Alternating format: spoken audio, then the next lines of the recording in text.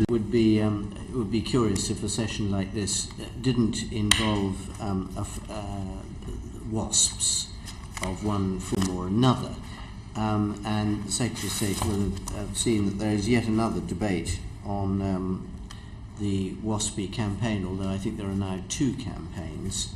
The one behind our report, Richard, and one, isn't it? Yes, and I think the Department is quite aware of my views on this, but I think it would be wrong for us not to just ask whether the Secretary of State has considered, amongst the many things during the summer, has considered the whole WASPI issue and the changes in state pension ages, and will have noticed the campaign now by the Labour Party to do something on pension credits.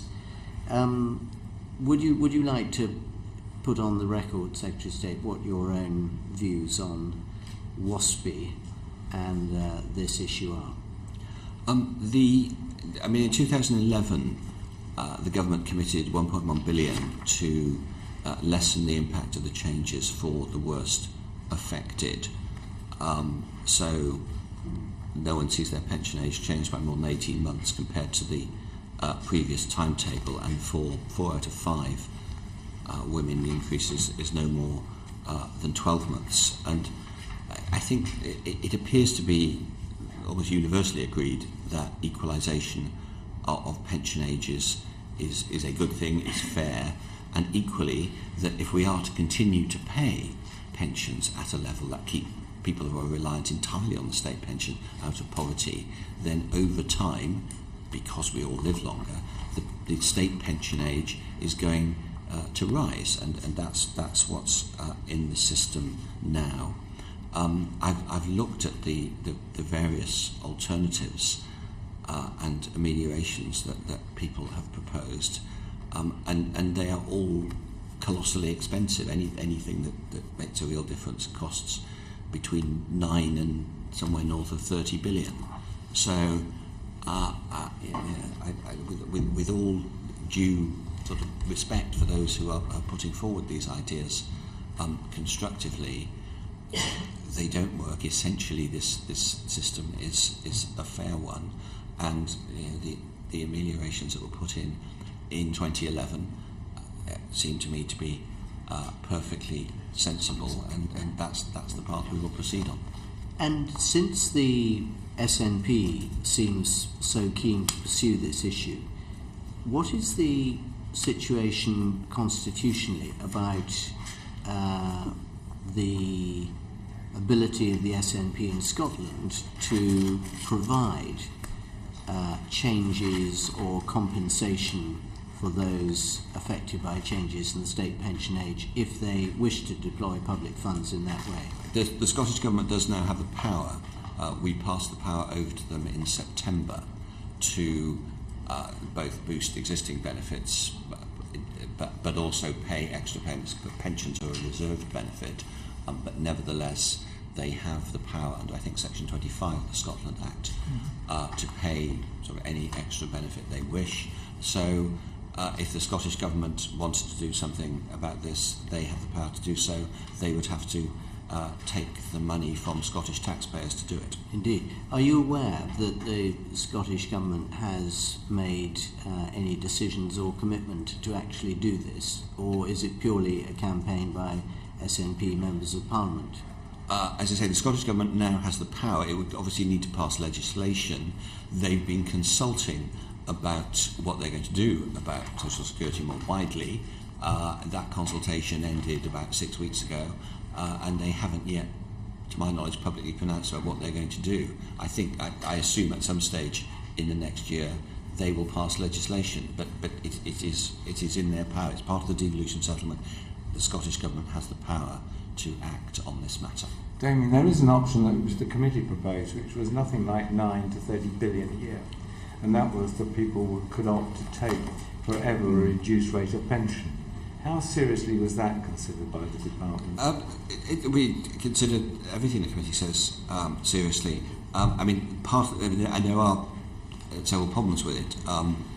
It cuts across simplifying, our policy of simplifying the state pension.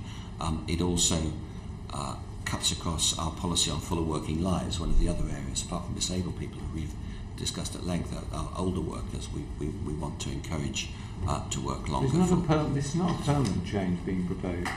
Damian, it was actually a transitional arrangement. Well, I know, but even so, there's still a cohort that would be affected. And also, the effect would be that if people took this, if they were reliant on it, the ones who we're all most concerned about, then they would be permanently condemning themselves to a significantly smaller pension. Yeah. And if actuarially they're going to live till they're 90, then that will be many decades where they would be much poorer than they would have been otherwise. So it's not clear to me it's a practical But you've been solution. paternalistic, haven't you, and made the decision for them, rather than offering them the chance to make the decision for themselves. And I suppose if I can add on to that, Frank, check. we're thinking of women who have had very hard working lives, who may have health issues that they can't continue to work for longer, and equally painful though it is to say, it may not have the same life expectancy actuarially as others. So it's about giving people a choice. It's quite difficult to construct a system on the basis of individuals' sort of actuarial life expectancy. But that's for them to decide. But I think it's why we have a state pension age in the first place. But the other point is absolutely. I take the point about people who may be sick, maybe can't work. But that's what the working age benefit system is for.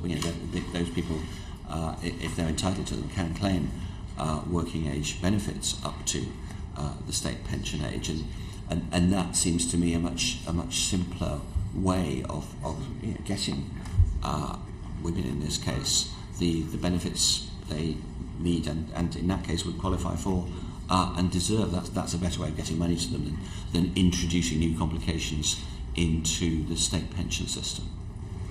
Damian, it's the only question that's caused you any real trouble, hasn't it, this one? I would note, the only one you've been uncomfortable in replying to. No, I'm not uncomfortable. I appreciate it's hugely controversial, but I think the government has got this right. It's not an easy area. Raising the state pension age is never going to be easy, but it does seem to me that where we are does allow us to meet the needs of people. James? I do want to come back to Richard's point, because I think it's incredibly important, because we have so many people contacting us and they are being told by certain politicians that there is a solution sitting there. And at the moment, I've got Peter in mind particularly on this, one of the solutions being purported is that you would use the national insurance surplus. Indeed, a member of the SNP used that to me to defend the cost of triple lock. Now, unless I'm very much mistaken, that surplus is not permanent by any means. Are you aware of what it's like to be in the years coming? How comfortable would you be with a policy based on the temporary surplus in the National Insurance Fund? Well, fundamentally, it all comes down to the same question, doesn't it, in terms of the affordability against the fiscal aggregates. And a temporary surplus may be there, but ultimately, and as you see in the annual report and accounts, it all gets added up into our assessment of annually managed expenditure, and that in itself gets added into the fiscal arithmetic. So to be absolutely clear, if someone says, say the cost of fulfilling the main WASPI requirement is £9 billion, let's just say that that's the case, we don't know that for certain, but let's say it was, and you use the surplus for that this year, the following year you would have to know that you could get that money from normal tax.